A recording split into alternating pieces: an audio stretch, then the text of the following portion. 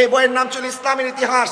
এই বইয়ের নাম এখন পাল্টিয়ে দিয়েছে ইতিহাস ও সামাজিক বিজ্ঞান। ইসলাম শব্দটা তারা বাদ দিয়ে দিয়েছে। ইসলামের ইতিহাস যদি মাদ্রাসার মধ্যে পড়ানো না হয় আর কোথায় পড়াবে? দাখিল অষ্টম শ্রেণী শিল্প সংস্কৃতি বইয়ের এটা হচ্ছে কভার পেজ। এখানে দেখেন ঢোলের ছবি আছে, বিভিন্ন বাদ্যযন্ত্রের ছবি আছে। এই বইটা দেখলে কেউ বলবে না এটা একটা মাদ্রাসার বই। শিল্প সংস্কৃতি বই দাখিল নবম শ্রেণী। এখানে লেখা হয়েছে কিভাবে ছেলেরা নাচবে। এখানে ছেলেদের ছবি, এখানে মেয়েদের ছবি। নাচের যে প্রশিক্ষণ, এই প্রশিক্ষণটা এখানে দেওয়া হচ্ছে।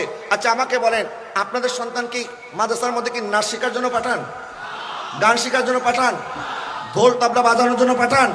কিন্তু আমাদের এই শিক্ষা ব্যবস্থার নামে এটা কি শেখানো হচ্ছে আমাদের বাচ্চাদেরকে? বিজ্ঞানের বইয়ের প্রচ্ছদের মধ্যে ছবির কিসের সম্পর্ক? তার মানে বোঝা গেল বেপর্দাকে প্রমোট করার জন্য একটা নির্লজ্জতা তারা করেছে। কথা বলে ঠিক কিনা? এখন সময় নাই, আমি এর জন্য বলতে পারতেছি না। এরকম করে অনেকগুলি বই যদি আমি আপনাকে একটা একটা করে যদি ধরাইতে যাই, আমার 1 ঘন্টার সময় শেষ হয়ে যাবে। এই ব্যাপারে যদি আমাদের আলিয়া মাদ্রাসার শিক্ষকগণ, আলিয়া মাদ্রাসার যে সমস্ত কর্মকর্তাগণ আছেন সংশ্লিষ্ট, ওনাদের পক্ষ থেকে আমরা কোনো এই পর্যন্ত উপযুক্ত প্রতিবাদ পাই নাই। আমরা বলতে চাই, আপনারা কেন প্রতিবাদ করছেন না? আপনাদের এমপিও বাতিল হয়ে যাবে এই জন্য। আরে আমাদের শিক্ষা ব্যবস্থাকে ধ্বংস করে দিচ্ছে। এইভাবে চলতে থাকলে আগামী দিনে আলিয়া মাদ্রাসায় ছাত্র ভর্তি করানোর জন্য ছাত্র খুঁজে পাওয়া যাবে না। কথা বলেন ঠিক কিনা? আমাদের সন্তানদেরকে মানুষ কেন স্কুলে দেয় না দিয়ে মাদ্রাসায় দেয়? আলেম বানানোর জন্য দেয়। যাদেরকে স্কুলে দেয় না এদেরকে মাদ্রাসায় কেন দেয়? আলেম বানানোর জন্য না। এখন মাদ্রাসার মধ্যে পড়ে যদি আলেম না হয়, এখানে বাচ্চা কেন দিবে?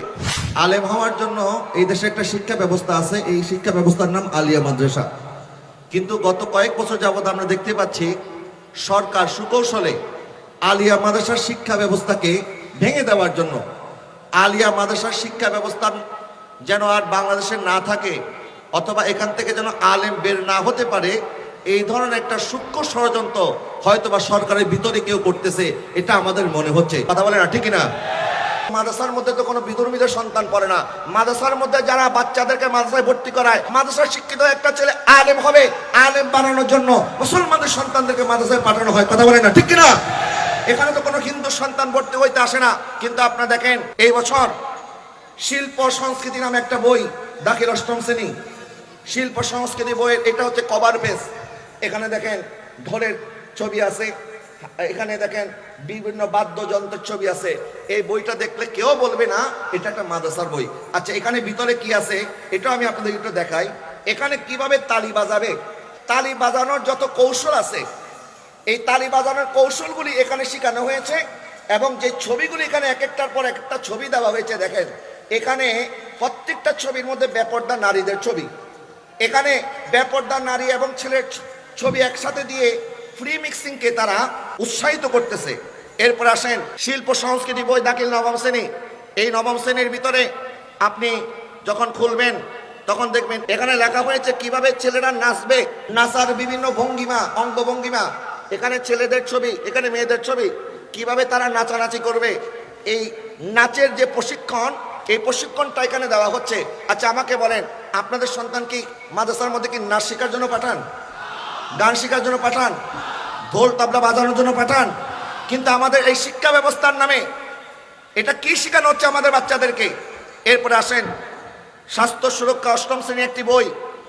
এই বইয়ের মধ্যে আমাদের মা বোনদের খুব স্পর্শকাতর একটি বিষয় সম্পর্কে এমনভাবে তাদের গোপন বিষয়গুলিকে এখানে তুলে ধরা হয়েছে, যেটা খুবই লজ্জাজনক বিষয়। একজন মেয়ে প্রাপ্তবয়স্ক হওয়ার সাথে সাথে তার শারীরিক কিছু পরিবর্তন ঘটে, এটা আমরা সবাই জানি। এবং এটা জানার জন্য কোনো বিশ্ববিদ্যালয়ে পরীক্ষা দিয়ে পাশ করতে হবে না। এটা জানার জন্য, বোঝার জন্য কোনো পাঠ্য বই পরিবার এটা জানার বিষয় না।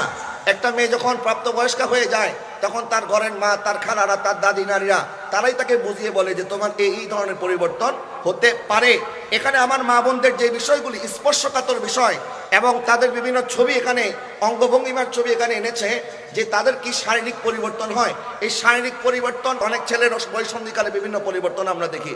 তো ছেলে মেয়েদের বয়ঃসন্ধিকালে পরিবর্তন, এইগুলি তো বই লিখে পড়িয়ে বোঝানোর কোনো বিষয় না, এ তো বাস্তবেই মানুষ শিখে যায়। কিন্তু আমাদের এখানে দেখেন বাচ্চাদেরকে নির্লজ্জ বানানোর জন্য, যখন আমার কোনো বোনকে ক্লাসের মধ্যে এই অধ্যায়টা পড়ানো হবে, আমাদের দেশে যেহেতু সহশিক্ষা আছে, বিভিন্ন মাদ্রাসার মধ্যে ছেলে এবং মেয়ে একসাথে বসে ক্লাস করে।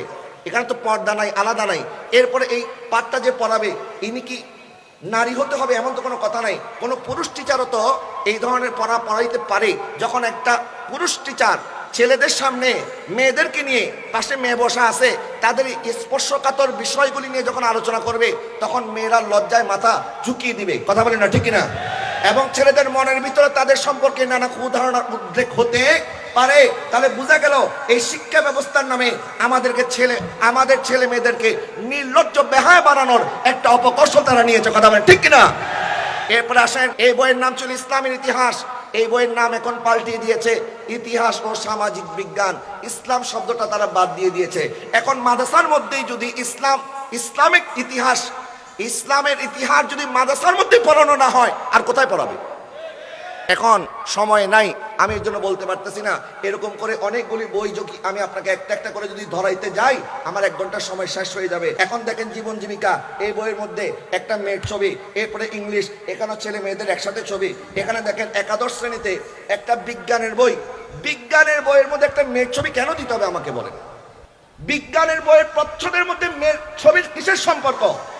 তার মানে বোঝা গেল বেপর্দাকে প্রমোট করার জন্য একটা নির্লজ্জতা তারা করেছে। কথা বলেন ঠিক কিনা? এরপর প্রত্যেকটা বইয়ের ছবির মধ্যে দেখেন মেয়েদের ছবি। এখানে দেখেন, এখানেও মেয়েদের ছবি। জীবন জীবিকা 8ম শ্রেণী, এখানে মেয়েদের ছবি।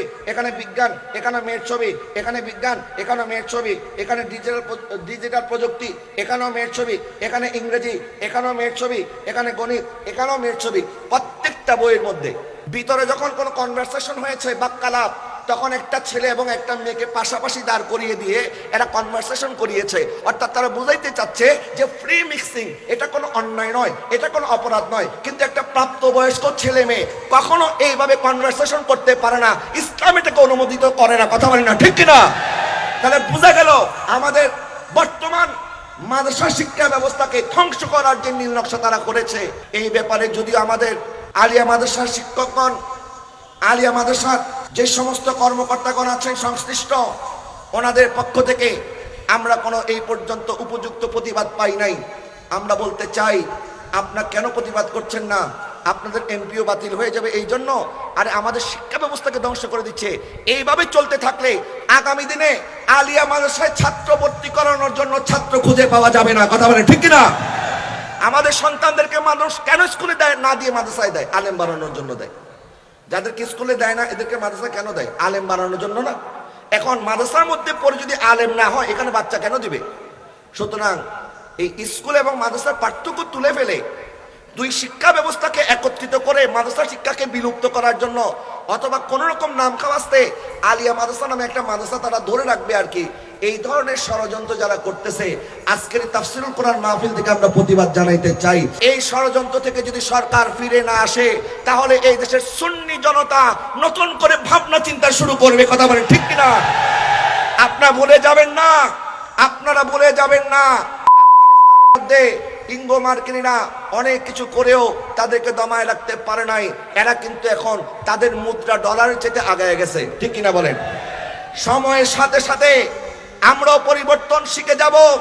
আমাদেরকে বাধ্য করবেন না। আপনারা যদি মাদ্রাসা শিক্ষা ব্যবস্থাকে নিয়ে ষড়যন্ত্র করেন, নতুন শিক্ষা ব্যবস্থা প্রণয়ন করে আপনাদেরকে দাঁত ভাঙা জবাব দেওয়া হবে। কথা বলেন ঠিক কিনা?